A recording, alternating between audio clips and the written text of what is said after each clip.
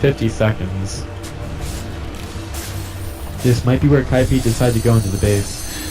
Top is pushing out a little bit, trying to use all their spells the best they can to take this out. Nyx Assassin still in the burrow, pretty good for taking these creeps away. They're just waiting for the Rubik to respawn. And bottom has been pushed out a little bit, so the objectives here for KAIPI are not as clear. They're having a little bit of trouble deciding where to end up going right now. I feel a little bit lost against the Soggymitts lineup. 5,600 gold on Bone 7. He's been farming up a Storm. 4,800 on SINGSONG. He could have a refresher soon as well. And finally the Roshan has respawned. So this is where we're going to see KAIPI start to look for that aggression. Or really make good on their promise to siege the base and actually break something. Bone 7 takes care of this one pretty quickly. 5,700 gold. Might want to think about spending that time soon. He has 3,800 surplus after the buyback. So I definitely think that Bone 7 could spend his money on something. Possibly even picking up the Abyssal. Yep, that is going to be the Abyssal. As well as Warlock. Starting to get those gains of perseverance.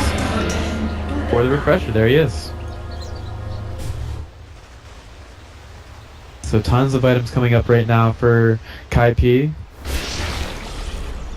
And well, it's 9 kills to 22. And we might be seeing the end of this one for KAIPI. They are poised and ready to start to push towards the base. They've got the Aegis, and they have the refresher and Abyssal Blade coming in for their heroes. They just don't want to get initiated on from behind. They don't want to take it off the back. Yep. Gem Assassin finally finishes off the Abyssal, but now she doesn't have enough gold for buyback. Should be fine. Don't really anticipate them losing here, but you always have to be careful. Mirana's gotten to a Diffusal Blade right now. And Lifesteer, he's just having a lot of trouble. 3,100 gold available on him. Here comes the push. Soggymitts have to react. Who do they? They seem pretty content to just push from top. Nyx Assassin gets pulled in with the vacuum. And now he's going to be glimpsed back. Nice hacks onto him. And the Abyssal Blade will be there as well, looking for the kill, and they finally get the crit on him. He buys back, he's ready to go, and the tier 3 tower top was taken. Creeps are doing a little bit of work on the tower. And the arrow actually hits the Phantom Assassin, still has the agents available. But look at that, a nice stun right away onto the Sand King for the double Warlock ultimate, doing a ton of work. Tough nearly down. The Lifesteer is, he's got a buyback available, has to use it, and she will. I think that is down as well. Seeing if Soggymitts can really do anything off the back of this, they need to take care of Bone 7, and they nearly do. That's just the Aegis though. Starts here, still doing a little bit of work, eats the cheese. That's going to be the Aegis respawning. Nyx Assassin says, get out of my base, SINGSONG. You don't belong here. The arrow goes for Bone 7. They can't get stunned here, but they do. They take care of the Mirana. Warlock nearly killed, but the Ghost Scepter is going to end up being in Bottle again. They're not taking care of the Warlock Homes at all. Can they take care of the Phantom Assassins? The racks haven't gone down at all, and while the creeps are going in mid a little bit, Bone 7, that's just me, the Lincoln Sphere, and they take care of the Phantom Assassins. They didn't actually take any racks. They just take a lot of kills, force out some buyback, but Soggymitts continue to hold, and now Lifesteer, he's dead! He's just letting the Warlock Golems do everything here. They don't have nearly enough damage for it, and that was a buyback on Lifesteer, so he's not going to have that anymore. Definitely not really thinking about the fact that those Warlock Golems do a ton of damage. So a really back and forth fight there, only the fact that Soggymitts were inside their base and had buyback saving them there. And we see that the gold lead still going the way of KAIPI. We have a little bit of a frowny face there. We had a couple of eyes. And XP is about 5,000 in favor of KAIPI. Still very close. But that was the Aegis push from KAIPI, and they only took a tier 3 off of it. It does require a lot of buybacks, but I still think that Soggymitts, they definitely could make their way back into this. KAIPI, they are clearly very far ahead. I mean, people should not dispute that at all. Nyx Assassin looking for a kill onto Bambo. Bambo's very far out, and well, Loki doesn't even see him. Now he does.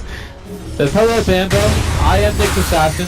Have a little bit of the mana burn. Now they're going to try to take down Bambo. He's in the trees. Let's go to stack jump. They get the maximum wall on it too. Nick's assassin trying to get away, but it's not going to happen. He's just down, and Puck went way too far for this one. Gets the kill on the disruptor, but now he's in the middle of the trees. And, well, he's not seen. He's going to be hit by the sandstorm a little bit. Ooh, Sand King does go away. Puck just gets out. Orbs to the corner of the map. Having a little bit of a puck time. And he flicks over to the kinetic field. I have no idea what he's doing over there. But he just wants to get over to the side shop to pick up a TP.